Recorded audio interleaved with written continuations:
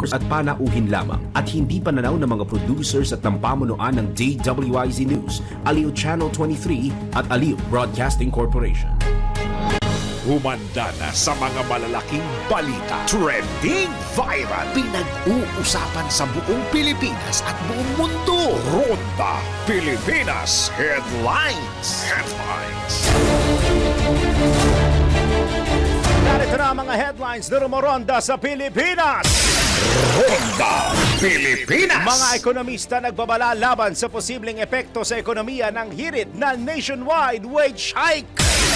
Ronda Pilipinas. Mga motorcycle taxi riders na apektado na serye na big-time oil price hike, nanawagan na rin ng fuel subsidy. Ronda Pilipinas. Aliw Broadcasting Corporation Chairman D. Edgard A. Cabangon ihahatid na sa huling hantungan. Ronda Pilipinas. Bilang na mga nasawi sa matinding baha sa Kenya, umabot na sa 66. Ronda Pilipinas. Sa sports, Camsor Express tinalo ang Tikas Kapampangan sa Game 2 ng NBL Pilipinas President's Cup Season 2025 Finals. Ronda Pilipinas. Babay-amihan na ba o extended pa ang malamig na panahon? Alamin natin mamaya sa Weather Report. Ronda Pilipinas. Sa showbiz, Geneva Cruz nakapagtapos na ng college. Ronda Pilipinas. Sinisingil ka ba ng interes sa iyong utang kahit walang pinirmahang kasunduan? Nako, bawal ito! Ronda Pilipinas. Totoo nga ba na nasusukat ng mga IQ test ang katalinuhan ng isang tao? Mamaya, let's prove it! Ronda Pilipinas. At mga nakatenggang road project sa Eastern Visayas hindi itutuloy dahil daw walang pondo. Alamin natin mamaya kung fact or fake!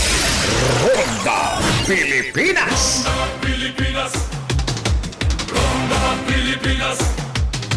Ronda Pilipinas.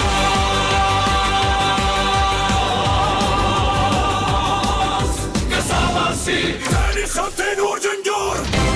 Ang mga malalaking mga balita, ang mga matitinding mga pinag-uusapan, ang mga maiinit at pinagtatalunang mga issue. Lahat hagip, lahat malalaman. Hindi lang sa buong Metro at Mega Manila. Kasama na ang buong Pilipinas. Hahagupit na ang mga malalaking issue sa Ronda Pilipinas. Live na live sa DWIZ AM Metro at Mega Manila. Naka-live din sa DWIZ News FM Regional Stations. Naka-live din sa Radyo Ronda AM Radio sa Pilipinas. Live ding mapapanood sa Aliw 23 Free TV. At naka-live din sa lahat ng DWIZ Digital News accounts, Facebook, YouTube at DWIZ News website.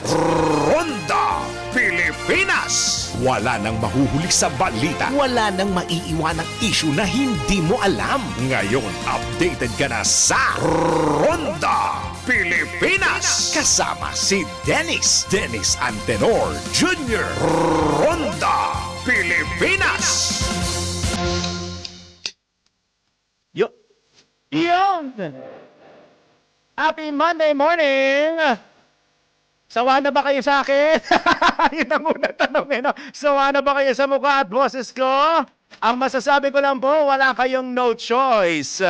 Uy, mamaya ako'y may makakausap pa kasi marami na ang mga haka-haka at mga kuro-kuro ng mga kababayan ho natin kung sino ang mapapabilang dito sa senatorial slate ni Vice President Sara Duterte dahil alam naman po, hindi na po lingid sa kaalaman ng karamihan na ang Vice Presidente po ay nagpahayag ng kanyang intensyon ng pagtakbo sa pinakamataas na posisyon sa ehekutibo sa ating bansa sa 2028 elections. Bagamat hati ang opinyon ng lahat, hindi karamihan, ng halos lahat. Hati ang opinyon kung paano mapaglilingkuran ng Vice Presidente ang ating bayan dahil may kinakaharap pa po siya, ha? May kinakaharap pa po siyang impeachment complaints na hanggang today na lang ata kailangan isubmit ang kanyang sagot dun sa confirm ng sufficiency in form and substance ng House Justice Committee. Mukhang malupit-lupit ang wait-and-see game ng Vice Presidente. Kung talaga bang sasagutin niya yan, i-waive ang rights and things of that nature. Mamaya, may eksperto tayo makakausap para malaman ang kanyang pananaw. What could be the next steps? Ano magiging implication neto? Lalo na bukod sa kinakarap ng krisis on the political side, sa general public side, hindi pa po tapos ang krisis sa usapin ng pagtaas ng presyo ng mga hindi lang produkto ng petrolyo Ang tubig nag-announce over the weekend na magtataas sila ng presyo. Bukod sa tubig, yung I think yung LPG parang wala pang inaanunsyo. Yung kuryente, bago pa man yung tubig, nag-anunsyo na rin na magtataas at magmamahal. Sabi nga nila, nagmamahala na ang presyo ng bilihin, pero si John Rizcalata naghahanap pa rin ng magmamahal daw sa kanya. Kaya nga sabi ko, ibubugaw ko na yung partner ko sa umaga. Baka may makita ng parang partner sa kanya. Pero bagamat nagtataasan at nagmamahalan ng bilihin, yung meron din, pwede ko siyang bigyan yung mahal na kape. Yung mahal na kape na ililibre sa akin ng gwapong-gwapong si Patrol 45. Hanggang ngayon, wala pa yung kape ko Kaya hinihintay ko, total, nakikita ko yung gwapong-gwapong si Kuyang Raul Esperas. Maya-maya lamang, may ipapasok. Naririnig niya yan. May ipapasok na kape. Pero huwag kayo mag-alala, kahit walang kape, hindi matitinag ang kagwapuhan ni Patrol 45. Saan man dapo yan ng mundo. Tingnan, baka mamaya sabihin niya kay Lamambam, bilan niyo na nga kape, nang tumigil na yung nagsasalita doon sa loob. But anyway, magpapatuloy ang balitaan natin at ako'y magbibigay na ng abiso maya lamang in the afternoon yung mga nais na makiramay at sumama doon sa funeral mass ng ating yumaang chairman na si Boss D. Edgar A. Cabangon. Kung hindi ako nagkakamali, sa Aliw 23 mamaya live ang funeral mass, ang ikangay huling misa bago tuloy tayo mamaalam at may hatid sa huling hantungan ang ating minamahal na si Boss Deac. Kaya sa mga nagnanais po, pwede kayong tumutok, pero sa atin ngayon, for now, ngayong umaga, tuloy-tuloy pa rin ang balitaan natin, impormasyon dito sa Ronda Pilipinas. Good morning! Magandang umaga Pilipinas. Kayo nakikinig, nakatutok na sa DWIZ 882 Metro and Mega Manila, sa DWIZ News FM Regional Station sa buong Pilipinas. Sa mga kababayan natin nakatune in sa Radyo Ronda sa RPN, magandang morning po sa inyo. At sa ginagawang radyo ang kanilang mga TV, Aliw Channel 23 at DWIZ News TV. Hanggang alas 11 po tayo ng morning magkakasama-sama sa ngalan po ni Bossing Dennis Kelly Saltador Jr. Ako po si Daryl Justice. Ronda Pilipinas. Sa oras po nating 14 na minuto, 14 minutes makalipas ang alas 6 ng Monday morning. Ahoy! Gaya na nabanggit sa headline, lalamig pa ba, may extension pa ba o patapos na ang amihan season? Alamin na natin sa lagay ng ating panahon. Pinakahuli, pinaka-latest, pinaka-napapanahon. Whether we like it or not, ito ang magiging DWIZ Weather Report. Mula po sa Pag-asa Weather Forecasting Center, nasa linya po natin ang kanilang weather specialist na si Mr. Benison Estareja. Sir Benny, magandang Monday morning po, sir. Good morning po sa inyo kayo din sa ating mga taga-subaybay. Patuloy ang epekto ng malakas na amihan o northeast monsoon. Dito po sa may Luzon and Visayas, asahan po yung mahihinang pag-ulan over Bicol Region. Ganyan ang mga probinsya ng Batanes, Cagayan, Isabela, Nueva Vizcaya, Apayao, Kalinga, at Mountain Province. Habang narito ng bahagi ng bansa, asahan pa rin po ang bahagyang maulap hanggang maulap na kalangitan at sasamahan lamang ng mga pulupulong pag-ulan at mga localized thunderstorms naman over most of Mindanao, lalo na dito sa may pating southern portions. In terms of our temperature, nakakapagtala pa naman po tayo ng mga mabababang temperatura. Kagaya po dito sa may Baguio City, kung saan umabot po sa 10.0 degrees yung ating pinakamababang temperatura, habang nakapagtala din ng mga lowest temperatures dito sa pating La Trinidad, Benguet. Meron din po dito sa may Science Garden, 20.4 degrees Celsius. At sa mga nagtatanong po kung hanggang kailan itong malamig na amihan, possibly po hanggang bukas pa naman. And by Wednesday onwards, nakikita natin na magsisimula ng manumbalik yung mainit na easterlies at makakaramdam ulit tayo ng maalinsangan na panahon, lalo na po sa tanghali, at mababawasan na rin yung lamig sa madaling araw. Yung mga latest mula dito sa Weather Forecasting Center ng Pag-asa, balik po sa inyo. Maraming salamat kay Ginoong Benison Estareja ng Pag-asa. Pinakahuli, pinaka-latest, pinaka-napapanahon. Whether we like it or not, DWIZ Weather Report. Ronda Pilipinas! Sa detalye ng mga balita, nagbabala ang ilang mga ekonomista laban sa panukalang nationwide wage hike ni Congressman Eli San Fernando na naglalayong dagdagan ang arawang sahod ng 100 hanggang 200. Bagaman makabubuti para sa mga manggagawa, iginiit ng mga ekonomista na kakailanganin nito ng masusing pag-aaral upang maiwasan ang posibleng negatibong epekto sa ekonomiya at sa mga negosyo. Ayon sa mga eksperto, maaaring magpataas ng gastos sa operasyon ang biglaang pagtaas ng sahod at sa pinakamasamang senaryo, maaaring magdulot ng pagbabawas ng empleyado at pagsasara ng mga negosyo. Batay sa ilang pag-aaral, may nagsasabing posibleng umabot sa 100,000 hanggang 300,000 na mga trabaho ang maaaring malagay sa panganib kung ipapatupad ang malawakang wage hike nang hindi nakaayon sa kapasidad ng ekonomiya at sa mga negosyo. Bukod dito, iba-iba rin anya ang kalagayang pang-ekonomiya ng bawat rehiyon at hindi rin pareho ang kakayahan ng mga negosyo sa lungsod at probinsya. Ronda Pilipinas! Dumadaing ngayon ang mga motorcycle taxi rider dahil sa patuloy na pagtaas ng presyo ng gasolina sa bansa. Ayon kay Motorcycle Taxi Community Chairman Romeo Maglunsod, malaki ang nababawas sa kanilang kita dahil sa mataas na gasto sa krudo at maintenance ng motorsiklo. Anya, ang isang rider ay kumikita lamang ng nasa 1,000 piso sa 8 oras na biyahe kada araw, ngunit halos 300 pesos nito ay napupunta kaagad. Agad-agad napupunta po sa gasolina. Dahil dito, marami sa mga rider ang napipilitang magtagal sa kalsada upang madagdagan ang kita habang ang iba naman ay tumigil na sa pamamasada. Kaugnay nito, nananawagan po ang kanilang sektor sa pamahalaan na itaas ang pasahe, bawasan o alisin pansamantala ang excise tax sa gasolina at maisabatas na ang operasyon ng motorcycle taxi upang mabigyan ng proteksyon sa mga o mabigyan po ng proteksyon ang ating mga rider. Ronda Pilipinas! Sa iba pa nating mga tampok na balita sa oras na ito, tanggap tayo ng isang report. ALC Group of Companies Chairman D. Edgard A. Cabangon ihahatid na po sa kanyang huling hantungan mamaya. Detalye mula Patrol 38, Jen Patrolya. Ililibing na mamayang hapon ng negosyanteng si Boss D. Edgard A. Cabangon, chairman ng ALC Group of Companies sa San Felipe Neri Catholic Cemetery sa Mandaluyong City. Ihahatid siya sa kanyang huling hantungan sa tabi ng kanyang ama na si ALC Group of Companies founder Antonio L. Cabangon Chua at ng kanyang lola na si Dominga Cabangon. Magaganap ang funeral mass mamayang alas 2:30 ng hapon sa San Felipe Neri Parish na pangungunahan ni Manila Archbishop Jose Father Cardinal Advincula. Sa kabila ng pagmamay-ari ng pamilya ng ilang memorial park sa bansa, partikular ang Eternal Gardens Memorial Park Corporation, pinili ni Boss Cabangon na mailibing sa tabi ng kanyang ama na nagsilbing mentor at gabay niya sa buhay at negosyo. Ayon sa mga malalapit sa kanya, malaki ang impluwensya ng kanyang ama sa kanyang pamumuno sa negosyo at pakikitungo sa mga kasamahan at business partners. Matatandang nagsimula ang burol ni Cabangon noong March 9 sa Chapel 6 ng The Heritage Park sa Taguig City, kung saan may ginaganap na misa araw-araw sa hapon at gabi. Si Boss Edgard ay pumanaw noong Marso 8 sa edad na 61. Ako, si Patrol 38, Jen Patrolya nag-uulat. Sa himpilang may todong lakas, DWIZ, nagbabalita ng tama, naglilingkod ng tama.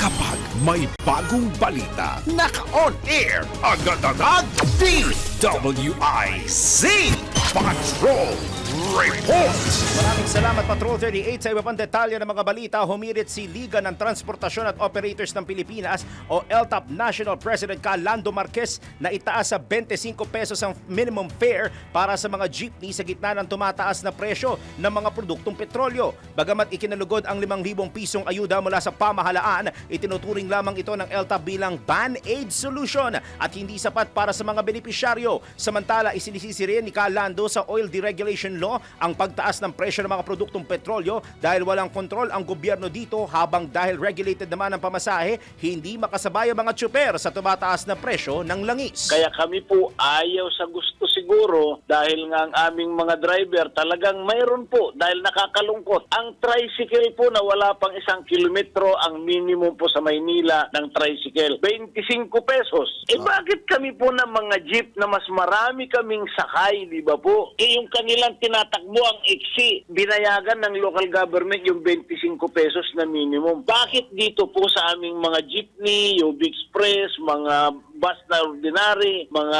lahat na public transport dahil nga po sa batas na pamasahe po ay regulated. Kaya sinasabi kong masakit dahil yung aming kinukonsumo na gasolina, crudo, langis ay deregulated. Walang pakialam ng gobyerno kung magkano ang ipapataw na presyo. Pero intindihan ko nga dahil nga deregulated din yung tax na ay pinapataw ng ating gobyerno. So talaga nga may imbalance pagdating sa kung sino talaga yung pinaka nakikinabang at sino talaga yung pinakalugi. Pero sabi ko nga at the end of the day, tayong mga commuter po ang talagang mamumuro at talagang sasakit ang bulsa at ulo. Pinuna rin po ni Calando ang mga oil companies at negosyante na nakikinabang sa kasalukuyang krisis at hinimok ang pamahalaan na repasuhin ang deregulation law para mapagaan ang pasanin ng mga Pilipino. Sana itong spokesperson ng oil company na DOE, pag-aralan naman nila, di ba? At yung Kongreso at Senado, dahil walang magawa, hindi kasalanan po ng ating Pangulo dahil dinatnan niya yung deregulation law na yan. Dahil nung panahon nung kanyang ama ay mayroon pang OPSF po noon, yung Oil Price Stabilization Fund. Hindi po ganyan ang presyuhan noon. Hindi ganyan ang presyo ng galunggong noon, di ba? Kaya ngayon ho talagang grabe na ho ang nangyayari dahil sa nakikita ng sambayan ng Pilipino buong mundo na mali-malita na ninanakaw na dinideliver daw. Talaga nakakalungkot, no? Nakasentro pa rin ang korupsyon. Parang sobrang lagana pa rin ang issue ng korupsyon sa Pilipinas sa buong mundo. Ay, napakalungkot. Yan po ang tinig ni LTOP President Calando Marquez sa panayam ng DWIZ! DWIZ!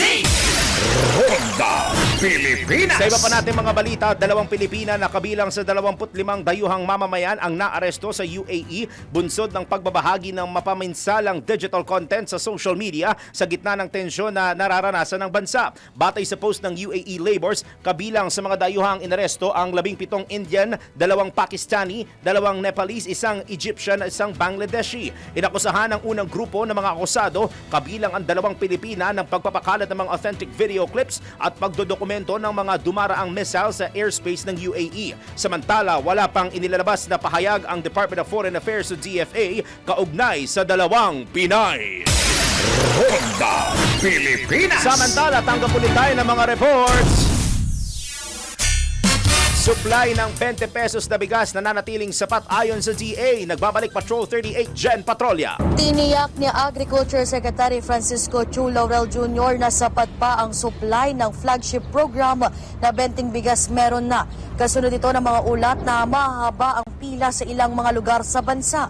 Ayon sa kalihim, meron pang sapat na rice buffer at magandang ani. Patuloy naman ang paggiling ng National Food Authority ng palay upang mapuna ng mga inventaryong ibinebenta sa mga kadiwa centers at iba pang distribution sites. Nauunawaan anya niya ang pangamba ng publiko sa nagpapatuloy na gulo sa gitnang silangan, lalo na sa mga mahihinang sektor. Pero ang pagkilos anya dahil sa takot ay lalo lamang magpapalala sa sitwasyon. Kaugnay nito, binalaan naman ng Department of Agriculture at Food Terminal Incorporated na huwag abusuhin ang subsidized rice program ng gobyerno at ang hindi pangkaraniwang dami ng tao sa distribution site na nagdudulot ng maling impresyon na may kakulangan sa supply. Ako si Patrol 38 Jen Patrolya nag-uulat sa himpilang may todong lakas ni DWIZ, nagbabalita ng tama, naglilingkod ng tama. Kapag may bagong balita, naka-on air, agad-agad, DWIZ Patrol Report! Ngayon naman po, dun sa mga nakakita ng mga nakatenggang road projects dyan po sa may Eastern Visayas, dahil napapakinggan tayo nationwide, merong lumalabas ngayon online na hindi na raw po yan itutuloy dahil wala na raw pondo. Pero bago paniwalaan, alamin muna natin kung yan ba ay fact or fake. Isa sa pangunahing gamit ng buwis ng bayan ay ang pagpapaganda at pagpapaayos ng mga kalsada. Mahalaga sa araw-araw na buhay at maayos na transportasyon. Pero kamakailan, kumalat ang balita na may mga road projects sa Eastern Visayas na nakatenga at sinasabing wala ng pondo para tapusin. Fact or fake nga ba ito? Alamin mo na kung tama o mali, kung totoo o hindi. Bawalang peke. DWIZ, fact or fake? Ayon sa ulat, inatasan ni Pangulong Ferdinand Marcos Jr. ang Department of Public Works and Highways na tapusin ang mga putol-putol na priority road projects sa rehiyon upang mapagaan ang araw-araw na biyahe ng mga motorista at commuter. Ayon kay Secretary Vince Dizon, nagkaroon ng pulong ang pamahalaan kasama ang mga lokal na opisyal mula Samar at Leyte upang talakayin ang pagpapabilis ng implementasyon ng mga proyekto at infrastruktura. Sinabi ni Dizon na kabilang sa prioridad ng administrasyon ang mga kalsadang nag-uugnay sa 3 probinsya ng Samar, pati na rin ang mga mahalagang proyekto tulad ng kalsada sa Loop de Vega na may kaugnayan sa anti-insurgency efforts ng Armed Forces of the Philippines. Maraming mga priority roads connecting the 3 provinces of Samar. Also yung connection from Eastern Samar to Basay na 8 kilometers na lang ang kulang. Pa-prioritize natin yung mga yan next year. And yung mga ibang mga priority roads natin, lalong-lalo na yung anti-insurgency efforts ng ating AFP. No, talagang priority ng ating Pangulo. Dagdag pa niya, malinaw ang pangako ng Pangulo na hindi lamang sa Samar kundi sa buong Region 8 ipatutupad ang mga planong proyekto sa infrastruktura. So ang commitment ng Pangulo sa kanila, ang commitment ng Presidente sa hindi lang sa Samar kundi sa buong Region 8 is we will finally implement all these projects. Wala na nga bang pondo? Fake! Inaasahan ng pamahalaan na ang pagkumpleto ng mga proyektong ito ay magpapabilis ng transportasyon, magpapababa ng gasto sa biyahe at magpapalakas ng ekonomiya sa Eastern Visayas. Para sa Fact or Fake, Angelo Bainyo, nagbabalita ng tama, naglilingkod ng tama. Huwag magpapaloko, huwag magpapagancho, huwag magpapascam. Bawal! Bawal ang peke. DWIZ, fact or fake? Lilingkod ng tama. Ronda Pilipinas. Ronda Pilipinas. Ronda Pilipinas.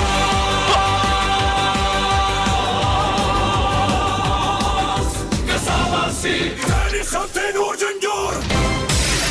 Ronda Pilipinas. Kaso wala po si... Dapat may version na wala. James! Tingnan ng version na wala po si Senere. Tuloy-tuloy ang mga balita at impormasyon natin sa Ronda Pilipinas. Sa pagkakataon nito, tanggap tayo na isa pang report. PCSO nagkaloob ng 465,000 pesos sa tulong sa Pequeña Casa de Nazaret sa ilalim ng Institutional Partnership Program. Ang report mula kay Angelo Bainyo.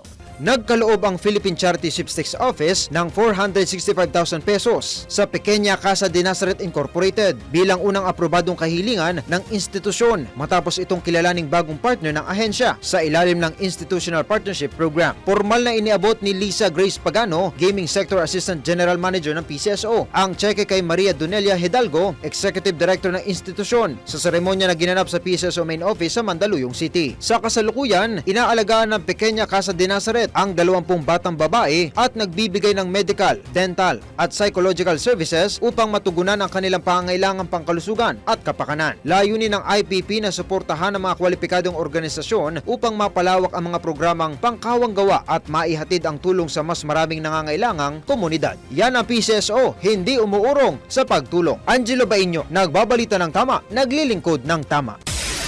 Ronda Pilipinas. At alam nyo ba na ang katumbas ng bawat taya sa Philippine Charity Sweepstakes Office o PCSO ay kawang gawa?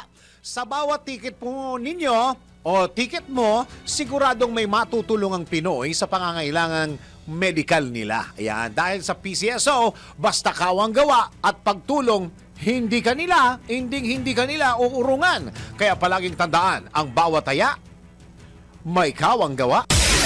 Ronda Pilipinas. Tuloy-tuloy pa rin tayo sa pagtanggap ng mga reports. Halaga ng posibleng taas pasahe sa ilang pampasaherong sasakyan, pinag-aaralan na po ng LTFRB. Report mula kay Patrol 38, Jen Patrolya. Patuloy na pinag-aaralan ng Land Transportation Franchising and Regulatory Board ang posibleng pagtaas ng pamasahe sa ilang uri ng pampublikong sasakyan tulad ng mga bus, jeep at taxi. Ayon kay LTFRB Chairman Atty. Vigor Mendoza II, bagamat inaasahan ng dagdag pasahe, hindi pa tiyak ang eksaktong halaga at petsa ng implementasyon. Isinasalang paanya nila sa masusing pag-aaral ang epekto nito sa mga mananakay at sa sektor ng transportasyon upang matiyak ang tamang balanse para sa parehong operators at commuters. Ito ay bilang tugon sa patuloy na pagtaas ng presyo ng langis at mga advance booking para sa nalalapit na Holy Week. Tiniyak din ng LTFRB na nakatutok sila sa hakbang na alinsunod sa direktiba ng gobyerno at sa gabay na rin ng Department of Transportation upang matiyak ang makatarungang panuntunan. Ako si Patrol 38 Jen Patrolya nag-uulat sa himpilang may todong lakas DWIZ, nagbabalita ng tama, naglilingkod ng tama.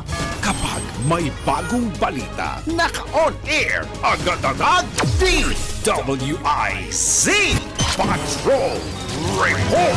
Sa oras po nating alas 10:35 na morning. Sa pagkakataong ito, tayo may makakapanayam dahil baka nakakalimutan na ng mga kababayan natin na bukod sa usapin ng taasan o nagmamahalan ng mga presyo ng bilihin sa ating bayan, hindi pa po tapos tayo dun sa political side. Lalo na sa usaping impeachment ni VP Sara kung saan ine-expect natin na karamihan po yung reply ng kampo ng Vice Presidente ay maibigay ngayon. Bagamat sa pagkakaalam ko, I think our guest will correct me if I'm wrong, even the newsroom, humihirit na extension ng kampo ni VP Sara. And at the same time, over the weekend o simula pata Friday, may mga kumakalat na ng mga pangapangalan na posibleng mapabilang sa senatorial slate ng dating Pangulo once they file their certificates and mag-ongoing na yung magiging campaign period para sa 2028 elections. Though, ito nakausap natin, sinabi niya no nakaraan, pag-usapan na namin sa Pinoy Gising noon na napakaaga pa pero naiurong nga ni VP Sara through her announcement ang declaration, napaurong talaga ang ay election season. Nasa linya na po natin ang ating suki na political analyst dito sa DWIZ at Radio Channel 23, si Prof. Dennis Coronacion. Prof. Dennis, magandang morning. Darryl Justin po, live na tayo sa DWIZ Radio Channel 23. Yes, hello. Good morning po. Good morning rin sa inyong mga taga-subaybay. Iyon, Prof. Thank you ulit sa pagtanggap ng tawag. Though ibang time slot pero hindi naman katagalan nung huli tayo nagkaroon ng conversation tungkol dito. Ipagpatuloy natin. Bagamat yung iba siguro, Prof, nagkakaroon na baka nakakalimutan na nila yung usapin dito sa impeachment dahil nasa pawan na ng sobra sa usapin ng presyo ng bilihin. Gaya na nabanggit ko, kung tama ako, Prof, ine-expect po ngayong araw ng House Justice Committee ang magiging reply ni VP Sara o ng company VP Sara dun sa impeachment kung saan diniklara nga po ng House Justice Committee na sufficient in form and substance yung mga ibinigay po na complaint. Ngayon naman, Prof, now that we're on that note and that we already know as well na humihirit yung kampo ni VP Sara, kung di ako nagkakamali, ng extension, do you really think na may maisusumiting reply ang kampo ng Vice Presidente o talagang they will stand their ground na hindi mo na magbigay at ipipilit na magkaroon ng extension, Prof? Well, I think discretion naman po ng House Committee on Justice kung bibigyan nila ng extension kung sakaling magre-request ang kampo ni Vice President Sara Duterte. So, kasi usually po sa although mga courts naman to, usually pag humingi ng extension of time ang mga parties, pinagbibigyan po ng mga judges. Pero of course, hindi naman po unlimited yon yung pagbibigay ng extension. So baka dahil first time, kung sakaling hihingi ng extension, baka payagan. Sabihin na natin na in the interest of justice. O kaya po para sa due process na sinasabi na of course entitled ang ating Vice President. So yun po, discretion yun. Ni Vice President kung hingi siya ng extension o hayaan na lamang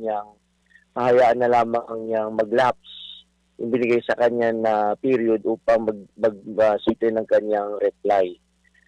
Kasi tingin ko isa yan sa mga options na pinag-aaralan niya dahil nga narinig natin yung mga nakaraang pahayag niya na ang impeachment complaints laban sa kanya ay parte o bahagi ng persecution o political political persecution laban sa kanya at saka sa kanyang pamilya. So, kumbaga politically motivated daw.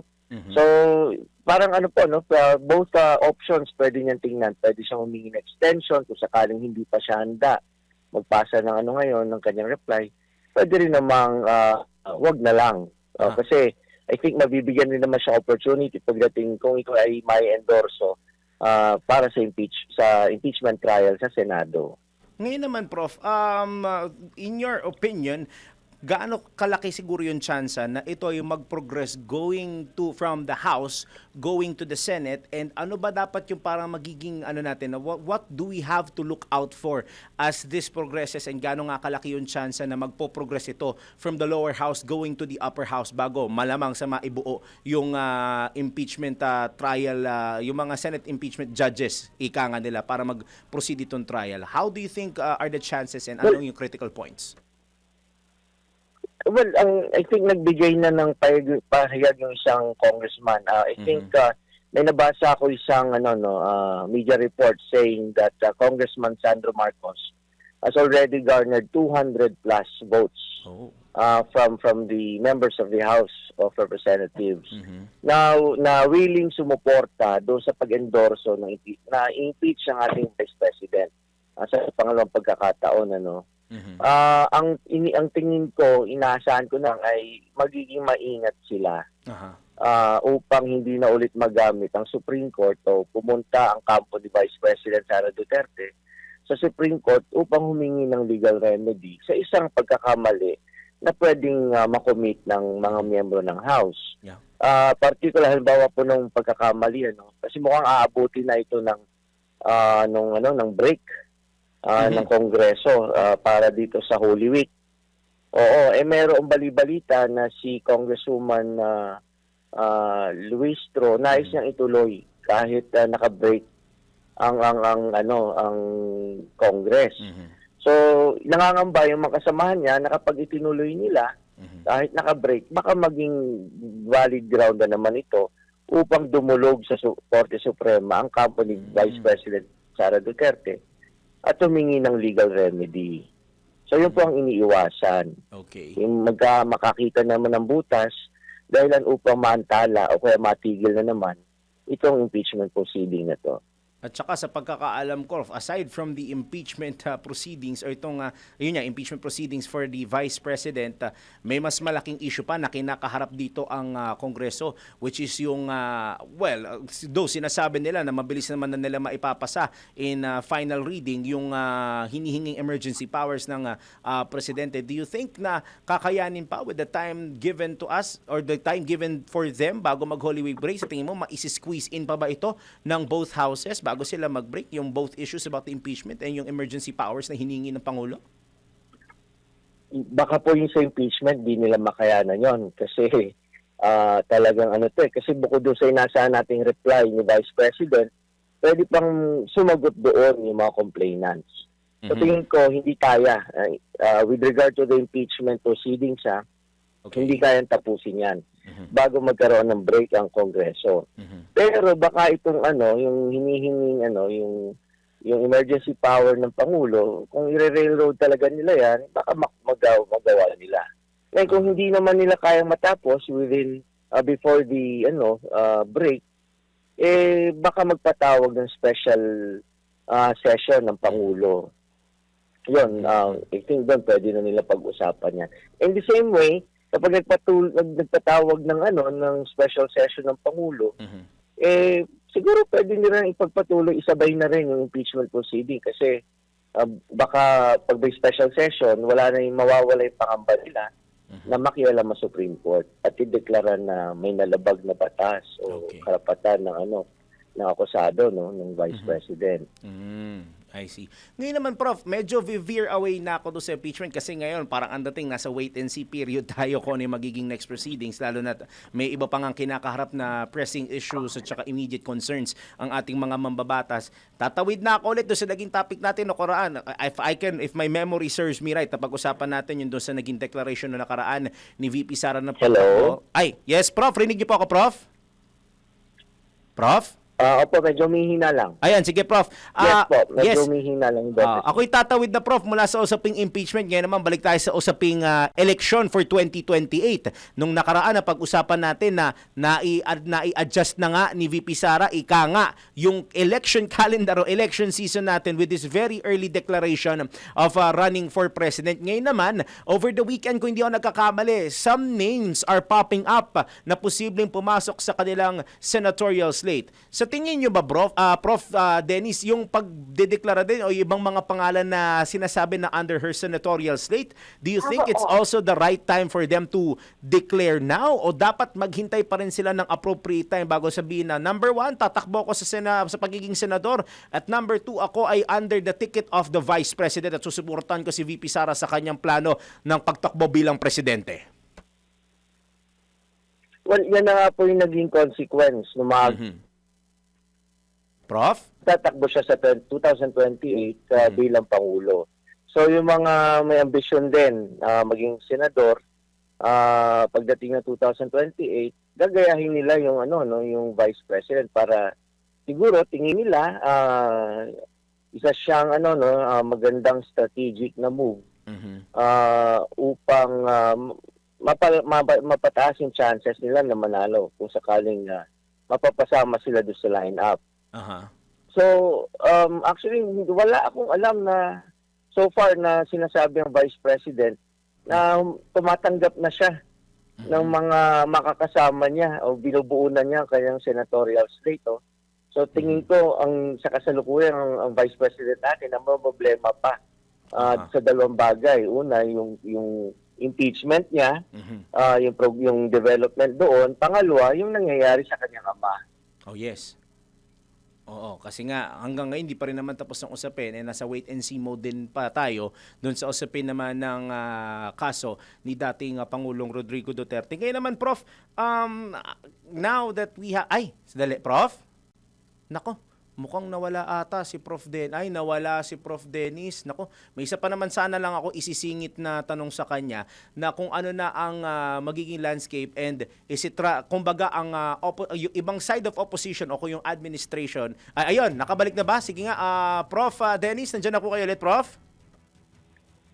Yes po. Ayun. Pasensya na naputol. Okay lang po, Prof. Actually, isa na lang naman yung medyo one at saka may follow-up na lang ako. Ngayon, Prof, do you think that with this na may umuugong na nga na bagamat wala pang binibigay na names and all, na mayroon ng siguro discussions about the senatorial slate of the Vice President, we all know na hindi lang iisa o hindi na lang dalawang sides ang posibleng magbanggaan this 2028 election eh. We have the administration tsaka yung isa pang side ng opposition, yung sinasabi nga natin mga pinklawans. Do you think they are now running out of time dahil nga pinapabilis lalo nitong side of the Vice President yung kanilang mga talks about the 2028 elections? Prof? Well, opo. Gaya na sabi ko kanina, yes, hello? Yes, Prof. Hello? Sige, go ahead po. Go. Hello? Yes, Prof. Opo, Go ahead gaya po. po na sabi ko kanina, yan ang epekto. Yes po, gaya na sabi ko kanina, yan ang epekto ng maagang pagdesisyon ni Vice President sa kanyang pagtakbo sa 2028. Tingin ko mula ngayon hanggang sa parating na 2028, yan ang magiging usapin. Sino ba ang mga makakasama niya at saka makakalaban naman ng kanyang senatorial slate. So, alamin natin kung sino yung mga re-electionist sa Senado. At the same time, yung mga pangalan na maugong at gustong sumama sa kanyang lineup. Pero alam nyo, ang isang bagay na nakakaligtaan natin, yung posibleng maging epekto ng impeachment dito sa kanyang pagtakbo at saka doon sa gusto ng ilan sa mga individual na sumama sa kanyang senatorial lineup. Kasi gaya ng napag-usapan natin kanina, ang isang senaryo, pag nagtuloy-tuloy ito yung impeachment trial sa Senado, at pag ito ay natapos, ang isang posibleng senaryo ay mahatulan siya na guilty, makukonvict siya. At kakakibat doon sa penalty sa kanya, bukod sa pagtatanggal sa kanya sa pwesto upang maproteksyonan yung taong bayan, ay yung pagbabawal sa kanya na umupo o kaya ma-appoint habang buhay sa kahit anumang posisyon sa gobyerno. So kung sakaling mahatulan siyang guilty ng Senado after the impeachment trial, baka lahat ng mga plinano niya ay mabaliwala. Kasi nga, bawal na siyang tumakbo sa kahit anong posisyon. So medyo malaki-laki nga yung magiging implication at the end of the day, we have to wait and see what will happen within the next steps dahil nga, kumbaga, meron pang nasa dulo ng dila ko, Prof. Pero may kailangan pang isaalang-alang yung kampo nila bago mag-proceed with the next steps. Pero it's going to divide the political landscape ng mas malala than what we have right now. Anyway, Prof, in the interest of time, gusto ko pa ituloy, pero sana in the coming days and weeks magkaroon pa tayo na added time for conversation. Prof. Dennis, alam ko medyo biglaan lang din, pero Prof, maraming salamat po sa pagsagot ng aming invitasyon and hope to hear from you soon, sir. Ingat po kayo and happy Monday, sir. Ngayon, mukhang nawala na ata. Pero again, maraming salamat po sa ating suking political analyst na si Professor Dennis Coronacion. Ronda Pilipinas! Ito na ang latest, bagong-bago, fresh na fresh, DWIZ Showbiz News! Geneva Cruz nakapagtapos na ng college. Congratulations! Narito ang iSpotted Report ni Mima Anton.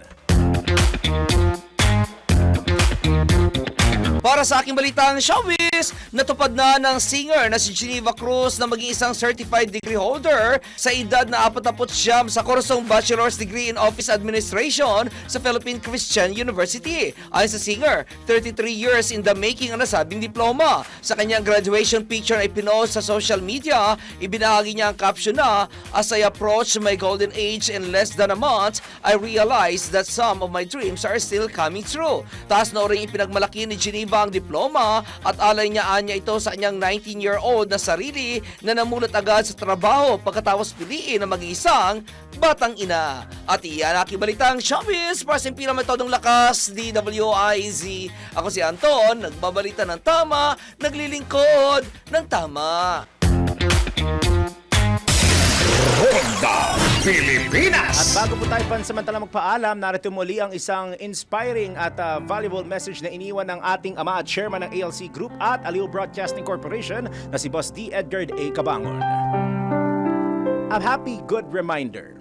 We make a living by what we get, but we make a life by what we give. Think good, thank God, thank God.